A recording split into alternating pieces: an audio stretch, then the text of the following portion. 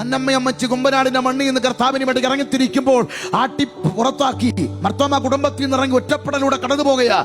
കർത്താവിന്റെ വേല നിമിത്തം പട്ടിണി അനുഭവിച്ച് കഴിയുമ്പോൾ വീട്ടിൽ നിന്ന് കത്തുപോകുന്ന അന്നമ്മേ, നിന്റെ പിതൃസ്വത്ത് വന്ന് വാങ്ങി നീ പിന്നെ പ്രേക്ഷിത വേല ചെയ്യേ.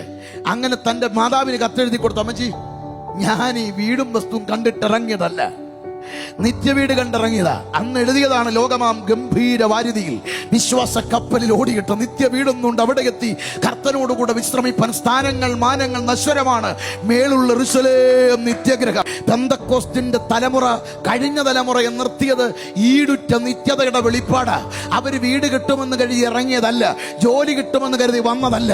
പള്ളി വിട്ട് പട്ടക്കാരെ വിട്ട് പാരമ്പര്യം വിട്ട് കർത്താവിന്റെ കൂടെ ഇറങ്ങിയത് നിത്യവീടിന്റെ ആഴമേറിയ വെളിപ്പാട് കയറിയിട്ട് 11 മക്കളിൽ 8 പേരെയും ശവമടക്ക് നടത്തിയിട്ട് താൻ കർത്താവിന്റെ വേലയിൽ തുടർന്ന് കരുത്തനായ ദൈവമനുഷ്യൻ പാസ്റ്റർ CS മാത്യു എന്ന പിതാവ് തന്റെ മകന്റെ അടക്കം കഴിഞ്ഞ് പ്രസംഗവേദി പ്രസംഗിച്ച് ആ രാത്രി വിശ്രമിക്കുമ്പോൾ തന്റെ മുറിക്കകത്ത് തേജസ്കരിക്കപ്പെട്ട കർത്താവിന്റെ രൂപം കണ്ടു. ആ മാത്ര താൻ എഴുതുക, എൻ പ്രിയനെ പോൽ സുന്ദരനായി ആരെയും ഞാൻ ഉലകിൽ കാണുന്നില്ല, മേലാലും ഞാൻ കാണുകയില്ല, മണ്ണേ പ്രതി മാണിക്യം ഞാൻ വെടിയുകയില്ല. എത്ര തീവ്രമായിരുന്നു പ്രിയപ്പെട്ടവരെ അവരെ ചലിപ്പിച്ച ദർശനം.